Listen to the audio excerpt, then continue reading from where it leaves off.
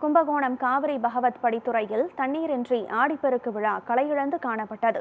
புதுமண தம்பதிகள் வீடுகளிலிருந்து தண்ணீர் கொண்டு வந்து வழிபாடு நடத்தினர். கூடுதல் விவரங்களை நமது செய்தியாளர் ஸ்ரீனிவாசன் வழங்க கேட்கலாம்.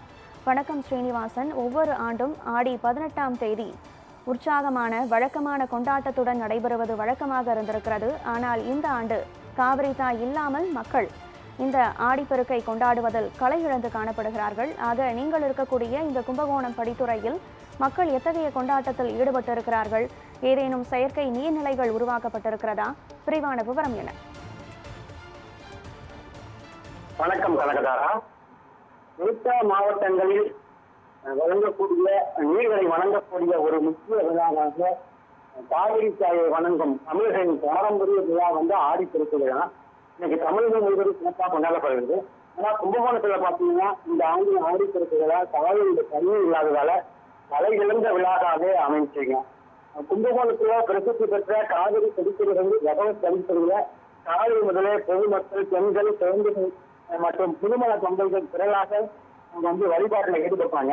வழக்கம் போல காவிரி நீர்ல பூஜை செய்து வழிபடுவது வழக்கம். இந்த ஆண்டு காவிரி தண்ணீர் இல்லைனால தங்கள் வீடுகளில் இருந்து தண்ணீரை கொண்டு வந்து கலக்கங்கள்ல வைத்து வழிபாடு நடத்தினாங்க. அதே மாதிரி புதுமண தம்பதிகள் தங்கள் வீடுகளிலிருந்தும் கொண்டு வந்த நீரால பூஜை செய்து இந்த ஆற்றுல தேங்கி இருந்த நீர் ஒரு சிறிய அளவிலான திருமணமான மாலைகளை சமர்ப்பித்து வழிபட்டாங்க. பெண்கள் ஒருவருக்கொருவர் மஞ்சள் கயிறு கட்டி குடும்ப நலன் மற்றும் வளம் வேண்டி பிரார்த்தனையும் செய்தாங்க.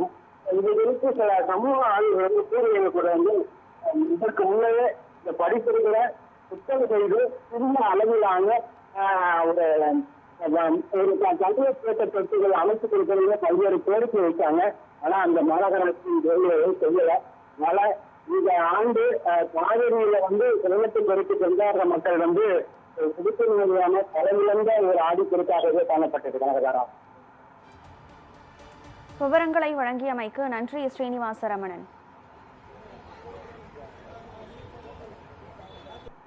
காவேரி ஆத்துல தண்ணி விட்டுருந்தா எங்களுக்கு ரொம்ப சந்தோஷமா இருந்திருக்கும், இன்னும் திருப்தியா இருந்திருக்கும். இனி வரும் காலங்களாவது காவேரி ஆத்துல என்னைக்கும் நிரந்தரமா தண்ணீர் இருக்கணும். ஆண்டவனை வேண்டிக்கிறோம். வீட்ல இருந்து தண்ணி எடுத்துட்டு சாமி கும்பிட்டோம். இருக்குமோ இல்லையோன்னு டவுட்ல வீட்ல இருந்து எடுத்துட்டு வந்தனால திருப்தியா சாமி கும்பிட்டோம். காவிரியினுடைய பெரிய ஆறு இருக்கிறது, ஆனால் நீர் இல்லை என்கின்ற ஒரு வருத்தமான நிலையிலே இந்த ஆண்டு ஆடிப்பெருக்கு நடைபெற்றுக் கொண்டிருக்கிறது. புதுமண தம்பதிகள், பெண்கள் எல்லோரும் வீட்டில் இருந்து படித்துறையிலே தற்போது பூஜை செய்து வழிபட்டுக் கொண்டிருக்கிறார்கள். புதுமண தம்பதிகள் சம்பிரதாயப்படி வழக்கமாக தாலி கயிறுகளை பிரித்து தங்களுடைய எதிர்காலம் குறித்து அந்த பூஜையிலே அவர்கள் ஈடுபட்டுக் கொண்டிருக்கிறார்கள். குழந்தைகள் சப்பரத்தட்டி இழுத்து ஓடிக்கொண்டிருக்கின்றன.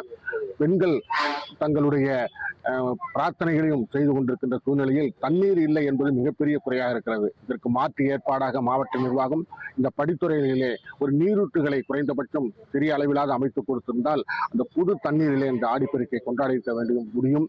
என்றாலும் கூட பெண்கள் வீட்டிலிருந்தே அவர்கள் தண்ணீரை கொண்டு வந்து பூஜை செய்வது என்பது மிகவும் பார்ப்பதற்கு ஒரு வருத்தமான ஒரு நிலையாக இருக்கின்றது.